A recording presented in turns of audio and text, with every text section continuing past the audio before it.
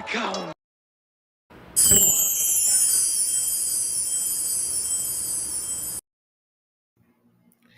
Hey guys, welcome to the Omniverse of Nick and the next Scream Tale, 2 parts, What If Randy Meeks Survived?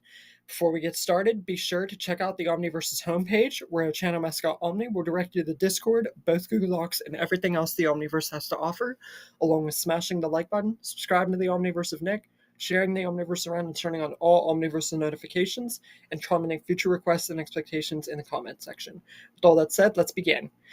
So, this is the next Scream Tale, which is going to be 2 parts. What if Randy Meeks survived and did not die in Scream 2? So, even though I've touched upon this idea before, I've never touched upon Randy Meeks directly. So, let's touch upon him here. He was introduced to us in Scream 1, and it was a core-defining character in the entirety of the idea of surviving in a horror movie with rules and just... He was a character that was desperately needed and appreciated, especially in the time that he was. But in Scream 2, he would meet a very brutal fate at the hands of Mrs. Loomis, Billy Loomis's mother, after taunting her about Billy, and it did not end well for him at all. He was brought back in at Scream 3, supposedly dying because virginity loss and rules. And whether you want to take that at a logical point or not, it was a very much regrettable decision to kill him off in the first place. But they closed his character seemingly off by bringing him from a videotape of a past version of himself and going on to pull on a living legacy for himself and to help Sydney and everybody for Scream 3 and just onward. And it was only because of his sister Martha Meeks that we even got that in the first place. And after Scream 3, Scream 4 only having a small Charlie Robbie moment, it was like years and years and years down the line, it's like this seemingly shut the door on Randy forever. But Scream 5 and 6 would change that forever. Martha Meeks would return with children, Chad and Mindy Meeks. And Mindy took on her uncle's persona to freaking heart. Like, I'm saying, you might as well have just kept Randy in, because she full-on embodiment of Randy Meeks, and Chad was not.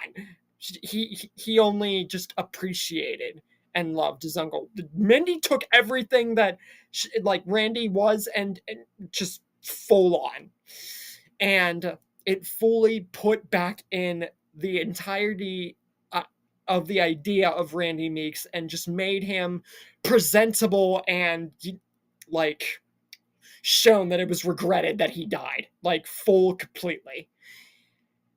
So that begs the question, what if Randy Meeks did not die in Scream 2 and actually became a core character? That's what we touch upon today. It will be 2 parts, so let's get into it. We open up at Scream 2, and it all goes the same, up until Randy gets the call. And while everyone's looking for Ghostface, Randy is on the phone, and it goes the same. But then Randy, I'm going to say that he still goes and taunts Ghostface just because. And either he would know that the van is just too suspicious to be this close by while he's on the phone and literally talking up and cussing up a storm Ghostface, or Ghostface would try to attack Randy just in general in the van or outside the van, and everybody would come to his rescue before Ghostface can actually do anything, and then Ghostface runs off. Because I'm not going to say that Ghostface would just know how smart Randy's being and just run off, or just stay in the van, because Mrs. Loomis crazy. So I'm going to say that it's either in the van or outside of it that she tries to attack, and then she runs off as Randy's getting saved. Either way, Randy Meeks survives. So now everybody has to discuss what to do from here. And also, Joel, this is the first time that this is going to happen. Joel is not going to quit, and he's actually going to remain with our cast. And Joel knows, because the entire reason Joel left was because Randy died and it was too much for him. Joel says that even though it's this close for him to want to just skip town and leave because of this whole killing and Ghostface and all that stuff, he wants to stay to help Gale, so he'll stay. So yeah, then we get Gale and Dewey, and Joel and Randy are with them in the school and just doing all of the research to try to find out about Ghostface and everything.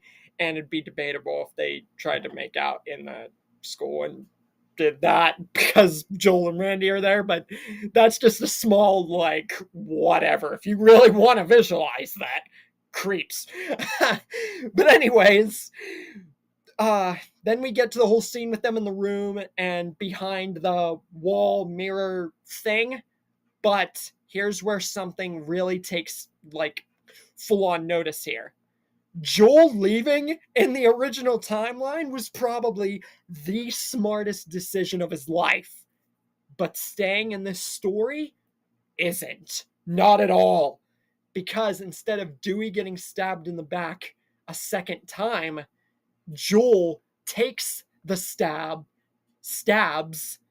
and dies. So Joel ain't pulling a Dewey here and living. No, him leaving was the smartest thing he ever did. And his death here, instead of Dewey stabbing, just goes to show him staying was dumbest decision ever. And Joel dies. But Gale, Randy, and Dewey, after this, get the jump on Ghostface, and it's revealed to be Mickey. Now, Randy pretty much already had an idea and knew this, but Gale is surprised, and it still does surprise Randy a little bit. And Dewey gets his gun and demands to know who the other Ghostface is. Mickey says, "You really don't know? And you guys think you were so smart and on point. Heck, Randy was even able to guess me. But I suspect that my partner in crime, speaking of which, is having their own fun with Sydney right now." And the guard and the other, both the security guards and the whole thing with Sydney and her friend Natty in the car, that all goes the same.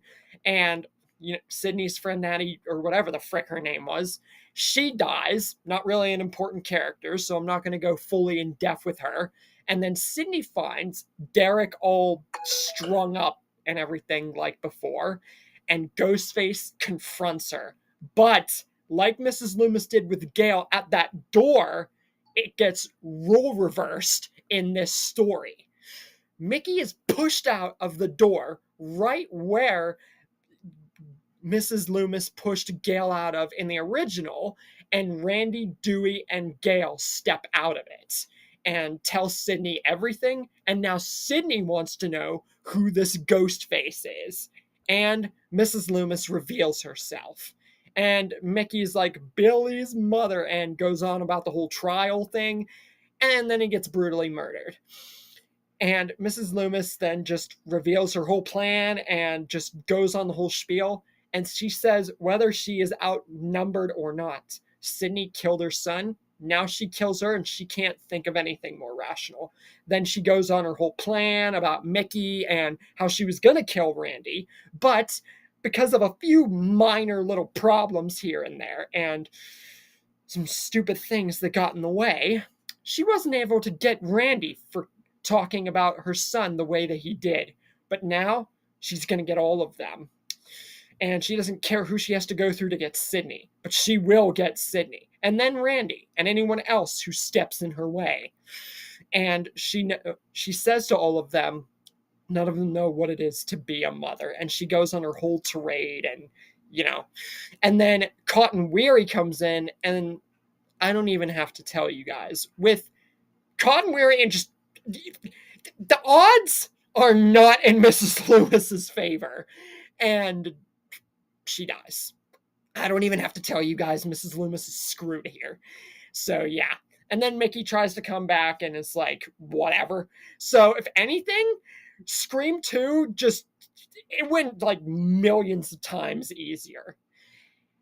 And this is where we end the opening with Joel staying and then dying, proving to be the dumbest decision of his life, and Randy Meeks, our lead character, surviving. And Dewey not getting stabbed twice in the back means he is more durable and active for what will be the next and final part and the wrap up to this whole arc here for Randy Meeks as we get into Scream 3 and next time's final and next part for Randy Meeks' survival. Now get out! What? Get out! Everybody get out!